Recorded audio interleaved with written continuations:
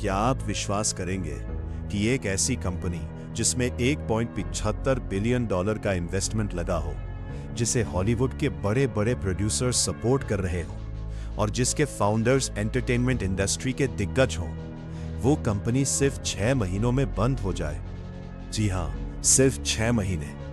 ये कहानी है क्विबी की, एक ऐसा स्टार्टअप जिसे एंटरटेनमेंट इंडस्ट्री का फ्यूचर कहा जा रहा था, लेकिन लॉन्च के कुछ ही महीनों बाद ये पूरी तरह खत्म हो गया। आखिर ऐसा क्या हुआ कि इतनी बड़ी फंडिंग होने के बावजूद ये कंपनी सरवाइव नहीं कर पाई? आइए समझते हैं क्विबी की राइज एंड फॉल की पूरी कहानी। क्विबी की शुरुआत की हॉलीवुड के मशहूर बिजनेसमैन जेफरी कैत्zenberg ने। जेफरी कैत्zenberg एंटरटेनमेंट इंडस्ट्री में काफी बड़ा नाम थे। वो पहले ड्रीमवर्क्स एनिमेशन के को फाउंडर रह चुके थे। इस प्रोजेक्ट में उनका साथ दिया मेग विटमैन ने। मेग विटमैन पहले ईबे की सीईओ रह चुकी थी।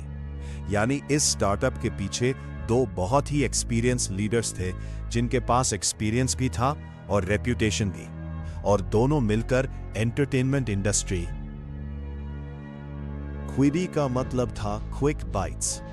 इस प्लेटफॉर्म का कॉन्सेप्ट ये था कि लोग अपने स्मार्टफोन पर छोटे छोटे वीडियो एपिसोड्स देखें। हर एपिसोड सिर्फ 5 से 10 मिनट का होता था। आइडिया ये था कि लोग ट्रैवल करते समय, लंच ब्रेक में या खाली समय में छोटे एपिसोड्स देख सके। ये आइडिया इन्वेस्टर्स को काफी पसंद आया और यही कारण था कि कंपनी ने लॉन्च से पहले ही 1.45 बिलियन डॉलर की फंडिंग जुटा ली। साल 2020 में क्विबी ऑफिशियली लॉन्च हुआ। इस कई फ्लाइट्स कैंसिल होने लगी। पैसेंजर्स का भरोसा भी धीरे धीरे कम होने लगा और देखते ही देखते कंपनी का कर्ज लगभग 9,000 करोड़ तक पहुंच गया। साल 2012 तक स्थिति इतनी खराब हो गई कि एयरलाइन की ज्यादातर फ्लाइट्स बंद हो गई। इसके बाद भारत के aviation regulator directorate general of civil aviation ने एयरलाइन का लाइसेंस सस्पेंड कर दिया और इसी के साथ किंगफिशर एयरलाइंस का ऑपरेशन पूरी तरह बंद हो गया। जो कंपनी कभी भारत की सबसे ग्लैमरस एयरलाइन थी, वह इतिहास बनकर रह गई। लेकिन क्विबी का कंटेंट टीवी पर अवेलेबल ही नहीं था।